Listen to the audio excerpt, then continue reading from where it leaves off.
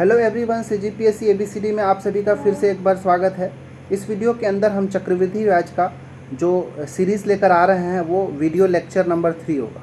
ठीक है, इससे पहले मैं 2 वीडियो जो है कंपाउंड इंटरेस्ट अर्थात चक्रवृद्धि ब्याज का अपलोड कर चुका हूँ, जो कि पूर्णतः एमसीक्यू और अलग अलग टाइप का एमसीक्यू है, जो कि पूरे तरह के शॉर्ट ट्रिक्स पर आधारित है। आप पहले किसी और मेथड से बनाते रहे हो, लेकिन ये मेथड जो है थोड़ा अलग है।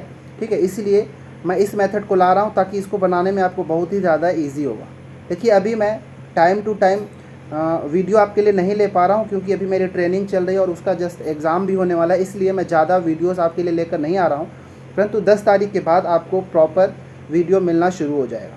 ठीक है ना। तो चलिए हम अपनी वीडियो की शुरुआत करते हैं। ये वीडियो सभी एग्ज़ाम के लिए इम्पोर्टेंट है, जहाँ पर मैथ्स जो है एग्ज़ाम में पूछे जाते हैं। ठीक है, चलिए आज जो होगा अलग टाइप का वीडियो नंबर 3 होगा, जो कि चक्रवृद्धि ब्याज पर आधारित होगा। ठीक है ना।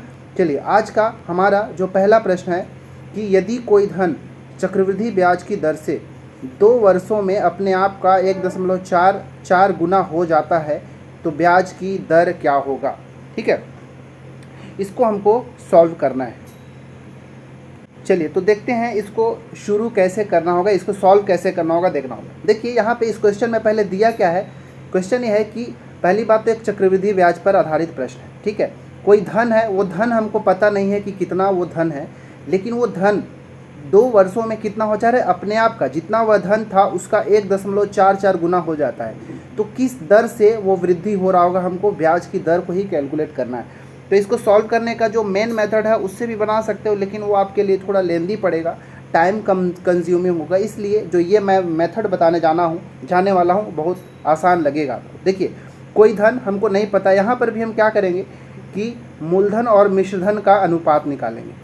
ठीक है, मूलधन और मिश्रधन का अनुपात निकालेंगे। जैसे कोई धन चक्रवृद्धि ब्याज की दर से 2 वर्ष में कितना हो जा रहा है, 1.44 गुना हो जा रहा है। मतलब जो ये मिश्रधन हो जा रहा है ना, क्योंकि जो भी पैसा होगा उसका इतना गुना, जब 1.44 गुना करेंगे तो क्या होगा, मिश्रधन में परिवर्तित हो जाएगा। तो ये काम ये करना आप कि ये जो मूलधन है इसको 1 मान लेना। तो जब 1 का 1.44, क्योंकि वह धन का बोल रहा है ना, वह धन का, तो ये जो धन है उसको 1 मान लो। इस धन का 1.44 गुना हो जा रहा है। तो धन अगर 1 मान लूँ तो मिश्रधन कितना होगा, मूलधन अगर 1 मानूँ तो मिश्रधन इसका 1.44 गुना, मतलब 1.44 रुपये, मतलब इकाई होगा। तो ये हो गया मिश्रधन और मूलधन में अनुपात 2 वर्षों का। अब आपको क्या करना है कि समय 2 वर्ष दिया हुआ है, तो पहले अगर पॉइंट में दिया होगा तो उसको सरल कर लीजिए। कैसे सरल करना है, तो अगर इस पॉइंट को आप यहाँ से हटाओगे तो नीचे आ जाएगा 100। क्लियर है इतना, नीचे आ जाएगा 100। और क्योंकि यहाँ पे भिन्न के रूप में नहीं है, तो ये दोनों को एक साधारण अनुपात के रूप में बदलना होगा। तो इसके लिए आपको क्या करना है, अगर यहाँ पर 100 है तो इसके नीचे भी 100 बनाना होगा। कुछ मत करिए, आप चुपचाप इस 100 का गुना इसके साथ कर दीजिए, बस काम खत्म। इधर हो गया 100 और इधर से इस 100 को हटा दीजिए और 144 कर दीजिए। बस यहाँ पर जो है P और A का ये अनुपात हो गया। ये और भी कटेगा, ठीक है, इसको आप और भी काट सकते हैं, लेकिन चलिए मैं डायरेक्ट ऐसे ही कर देता हूँ, काटने की ज़रूरत क्या है, क्योंकि फिर भी ये देखिए कटेगा। 4 से अगर काटेंगे तो कटेगा 36 बार में, और ये 25 बार में कटेगा आपको। चलिए काट ही देता हूँ, क्योंकि सरल कर देते हैं। 4 से अगर मैं भाग दूं तो ये आपको मिलेगा 25 चौके 100, और ये 4 से भाग देंगे तो 4 तिया 12 और 4 छिक्का 24, 36, 25 और 36 मिल गया। ये यहाँ पे मूलधन और मिश्रधन का अनुपात 25 और 36 मिल गया। चूँकि यहाँ पे 2 वर्ष है, तो जब भी 2 वर्ष दिया होगा तो यहाँ पे जो अनुपात आया उसको आपको क्या करना है, 2 दिया रहेगा तो उसका वर्गमूल निकाल देना है आपको। ठीक है, अगर 2 वर्ष दिया होगा तो जो भी यहाँ पे भिन्न आएगा सरल करने के बाद उसका वर्गमूल निकाल देना है। क्योंकि 2 वर्ष है तो यहाँ पे 2 समझ लीजिए। 3 वर्ष होता तो हम उसका घनमूल निकाल देते। 4 वर्ष होता तो उसका चतुर्थ मूल निकालते। ठीक है, तो यहाँ पे 2 वर्ष है इसलिए हम वर्गमूल निकालेंगे, स्क्वायर निकालेंगे। तो 25 का वर्गमूल कितना होता है, 5। ठीक है, और 36 का वर्गमूल होता है 6। मतलब यहाँ पर अब ये 1 वर्ष का हो गया। ठीक है ना, जब आप उसका वर्गमूल निकाल दिए तो ये 1 वर्ष का हो गया। अब कोई राशि 1 वर्ष में 5 से 6 हो जा रहा है।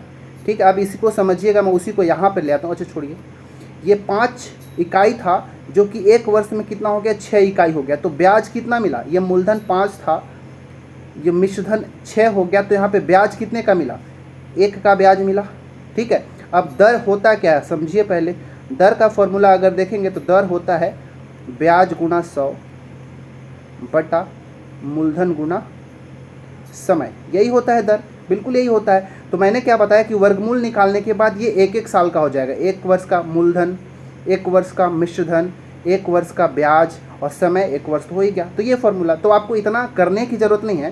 क्या करना है आपको, जो ब्याज मिला उसको लिखिए ऊपर, कितना मूलधन पर, 5 मूलधन पर, तो 5 और इनटू आपको कर देना है 100, बस इतना ही काम करना है, फिर आपका आंसर आ जाएगा। क्या किया कि जो ब्याज है उसको ऊपर लिखिए, कितना रुपए पर, 5 पर, 5 इकाई पर ब्याज कितना मिला, 1 इकाई का, तो एक ब्याज को ऊपर रखिए, 5 को नीचे लिखिए इंटू 100, इसको आप काट दीजिए 20×5 मतलब 20% जो है चक्रवृद्धि ब्याज की दर होगा, और यही हमारा आंसर होगा जो कि ऑप्शन नंबर डी होगा। क्लियर है इतना? तो इसको आप फिर से एक बार समझ लीजिए कि जब भी 2 वर्ष का समय दिया होगा तो वहाँ पे हमको वर्गमूल निकालना होगा, 3 वर्ष का समय दिया होगा तो वहाँ पे घनमूल निकालना होगा। ठीक है, तो ये सबको आपको याद रखना है। और जब भी उसका वर्गमूल या घनमूल निकालेंगे तो जो अनुपात मूलधन और मिश्रधन का मिलेगा वो 1-1 वर्ष का मिल जाएगा। इसके बाद मूलधन और मिश्रधन का वही अनुपात निकाल के ब्याज निकाल लीजिएगा, ब्याज ऊपर दर नीचे, सॉरी ब्याज ऊपर मूलधन नीचे इंटू 100 कर देंगे तो आपको चक्रवृद्धि ब्याज का दर मिल जाएगा। ठीक है, चलिए दूसरा प्रश्न करते हैं और क्लियर हो जाएगा। दूसरा प्रश्न है कि यदि कोई धन चक्रवृद्धि ब्याज की दर से 2 वर्ष में 2.25 गुना हो जाता है। ठीक है, तो वैसे ही अब मैं यहाँ थोड़ा शॉर्टकट करूँगा, पी और ए। ठीक है, 1 है तो उसका 2.25 गुना हो गया, तो मैं 2.25 गुना कर दिया, फिर से इसको हटाओगे पॉइंट को तो नीचे आ जाएगा 100 यहाँ पे आ जाएगा गुना में, तो 100/225। फिर से इसको काट दीजिए, जितने से कटे आप काटना है, 25 से काट दीजिए, 25 चौके 100 और 25 9 225। ठीक है, यही होता है। अब यहाँ पे क्या है, 2 वर्ष का था, जब 2 वर्ष का है तो इसका हम वर्गमूल निकाल देंगे 4 और 9 का। तो जब इसका आप वर्गमूल निकालेंगे, ठीक है, वर्गमूल निकालने के बाद 1-1 वर्ष का मूलधन और मिश्रधन आ जाएगा, तो ये 2 हो गया मूलधन और 9 का वर्गमूल 3। ठीक है, तो 3 हो गया मिश्रधन। ब्याज कितने का मिला, यहाँ पे 1 का ब्याज मिला, बस काम खत्म, 1 ऊपर 2 नीचे और इंटू 100। तो ये देखिए 50 दूनी 100, 50 बार में कट गया, 50% हमारा राइट आंसर होगा, ऑप्शन नंबर बी हो जाएगा। उम्मीद है आपको समझ में आ गया होगा, बहुत आसान ट्रिक है, इसको आपको एकदम ध्यान में रखना है। ठीक है, चलिए तीसरा प्रश्न देखते हैं।